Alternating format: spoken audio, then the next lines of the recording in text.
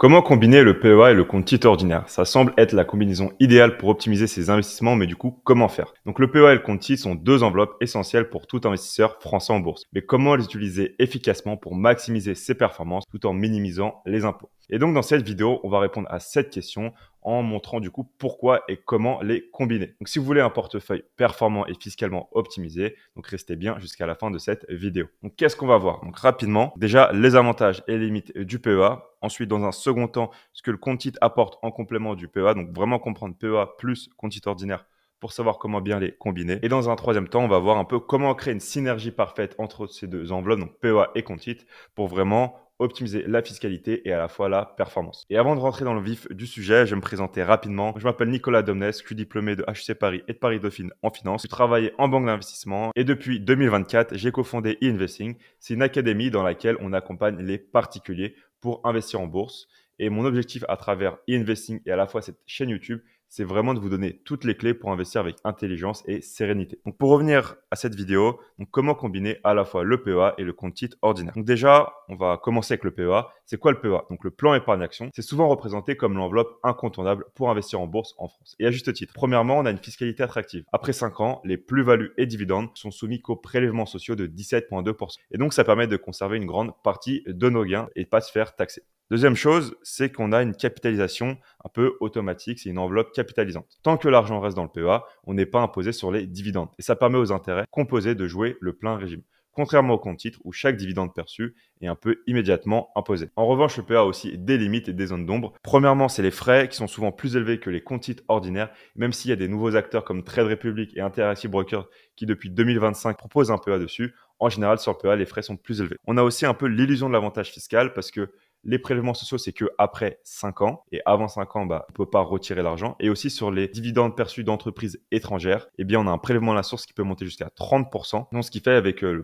prélèvements sociaux plus les prélèvements à la source, au final, l'imposition totale peut être supérieure au compte titre ordinaire. Donc, faire attention à ça. Troisième gros inconvénient, c'est la limitation géographique. On ne peut pas avoir de boîte non européenne. Et donc, si on veut acheter des actions individuelles de boîtes aux US ou en Asie, pas possible. On peut juste le faire de manière indirecte avec des ETF synthétiques. Mais bref, on a une grosse limitation géographique. Donc maintenant qu'on a fait un peu un tour d'horizon rapide sur le PEA, on va s'attarder à comprendre le compte titre ordinaire. Donc j'ai mis flexibilité sans limite, plus au niveau de l'utilisation. Au niveau de la fiscalité, c'est moins avantageux, mais au niveau de l'utilisation, on a plus de flexibilité. Premièrement, il n'y a pas de contrainte, on n'a pas de plafond de versement. Sur le PEA, c'est 150 000 euros maximum. Le compte titre ordinaire, il n'y a pas de plafond. On peut aussi investir dans des actions internationales, donc Europe, dans des obligations américaines ou mondiales, alors que le plan épargne action, c'est principalement des actions. Il y a un ETF obligataire, mais c'est plan épargne en action, donc c'est des actions principalement. On peut aussi avoir des matières premières, des cryptos. Il faut que l'organisme soit aussi PSAN. Donc bref, sur le choix d'actifs, on a quand même beaucoup plus de flexibilité. Aussi, on a une flexibilité fiscale. Donc comment c'est présenté là, ça peut faire un faux ami, mais ce que je veux dire, c'est que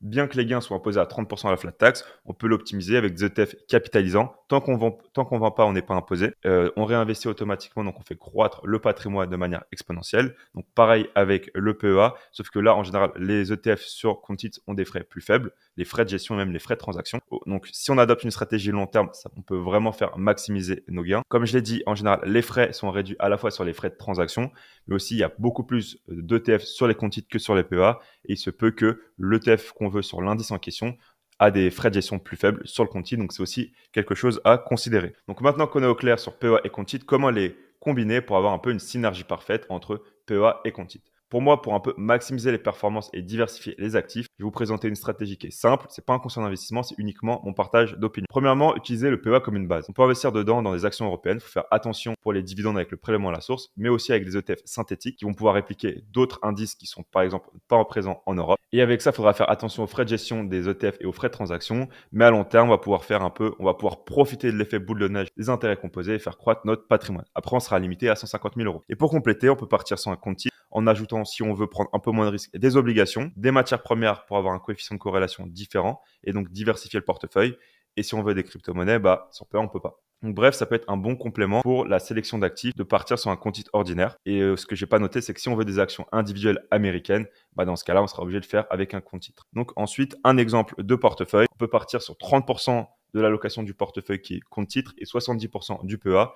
Parce que si on part principalement sur des ETF dans notre portefeuille, autant aller sur le PEA pour avoir une réplication synthétique et répliquer d'autres indices.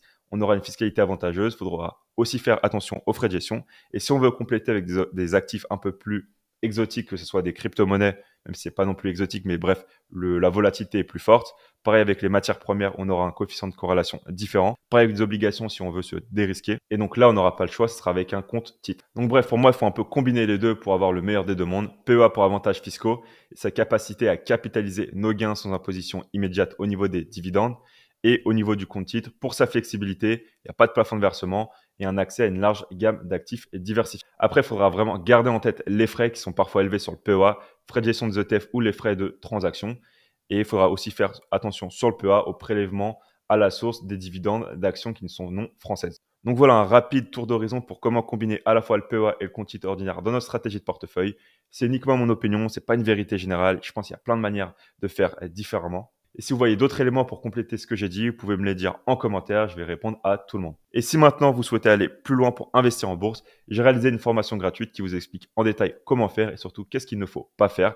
Donc si ça vous intéresse, je vous invite à cliquer sur le lien dans la description de cette vidéo YouTube pour y accéder. Donc voilà, j'espère que cette vidéo YouTube sur PEA et CTO vous a plu. Si c'est le cas, je vous invite à la liker et à vous abonner.